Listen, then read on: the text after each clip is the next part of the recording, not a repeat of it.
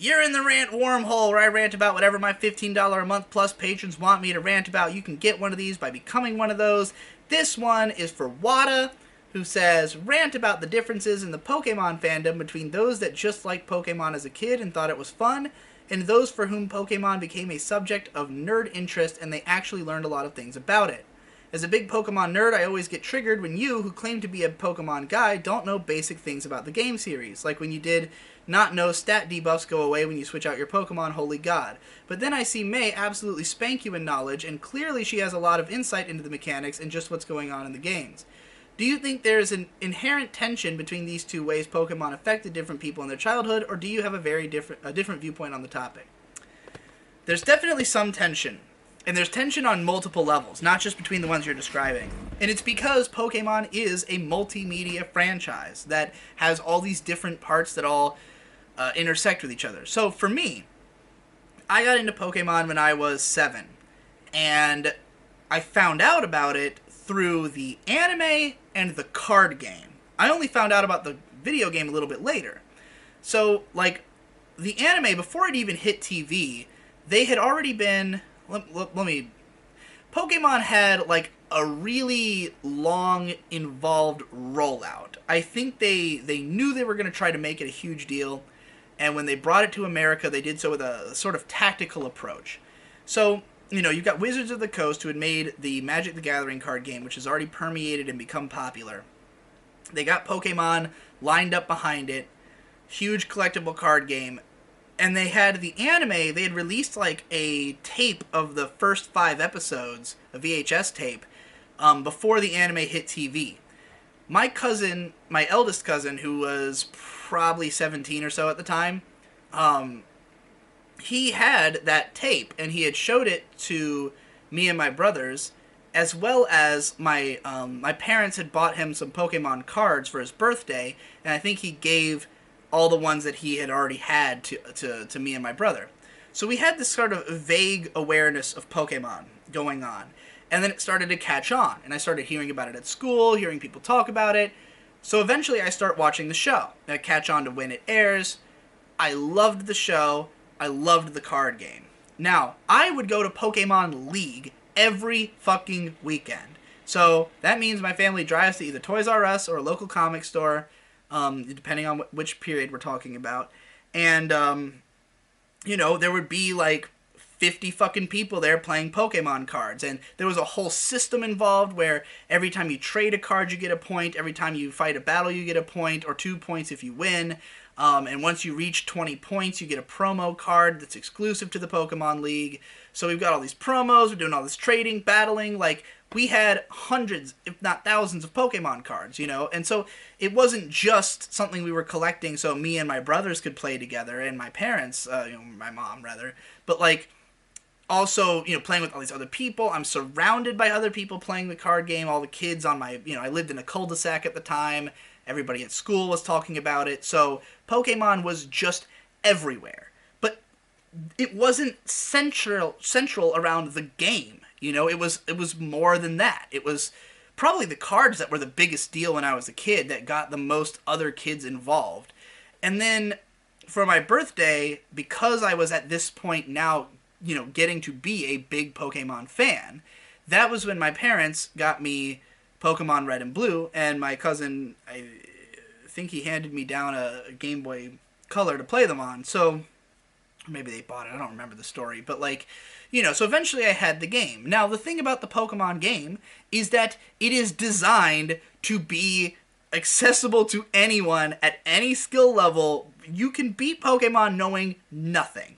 And when I was a kid, all I did was just, you know, just blast my way through. There's nothing in the game that tells you how it's meant to be played. There's nothing in there telling you, like, oh, you should have a full party of 6 and balance them all. And, like, there's nothing telling you, like, oh, there's status effects that, you know, do this and that. And, like, the whole trading Pokemon out to change the status, I'm sure I do know that, and that I was just not thinking about it when I was talking to May at the time, or doing that thing. Because I've beaten, like, most of the Pokemon games, and I've caught all the Pokemon in X and Y.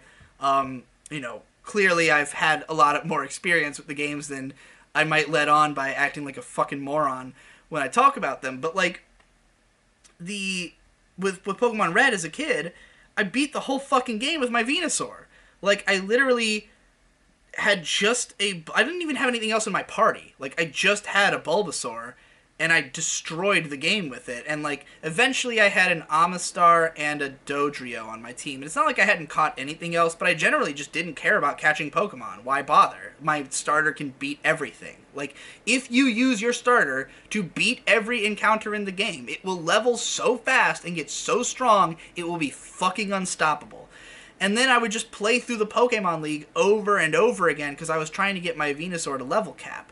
So that's my experience with Pokemon Red. I never played through it like a bunch of times. I never was like deeply involved in the game because I was deeply involved in the anime and the card game. I would watch the VHS tapes I had of the anime over and over again, and I would tape the show. You know, I would watch it every single morning because it came on every morning. It came on at like 6 a.m.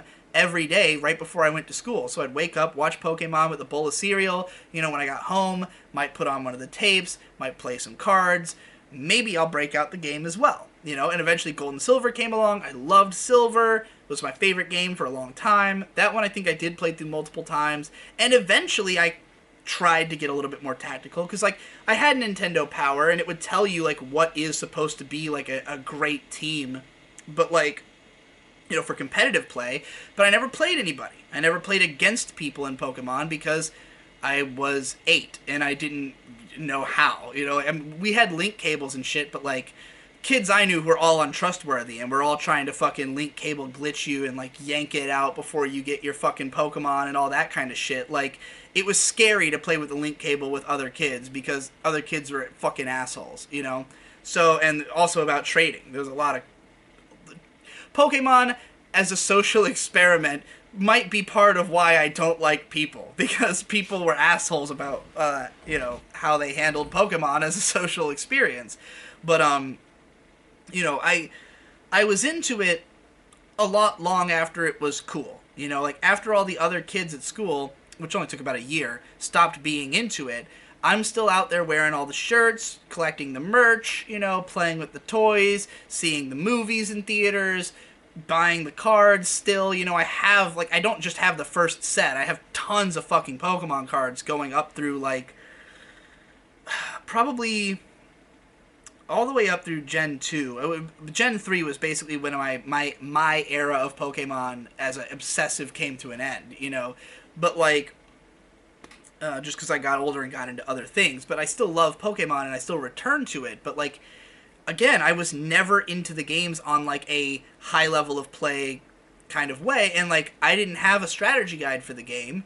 The internet was primitive at the time. There was no online discussion of the game. There were no YouTube videos about Pokemon. You know, like, by the time all of that would come along, not even Cerebi would have existed at the time when I was first into it. Like, I would literally go to Pokemon.com and, like, study the Pokédex and play all the games on there and the Pokemon word searches. It's just like, there was just so much to Pokemon beyond the game, you know? And the game can be shit easy, so why would you learn about it? Unless you came into it, you know, with this experience of, like, all these other aspects that you're learning about.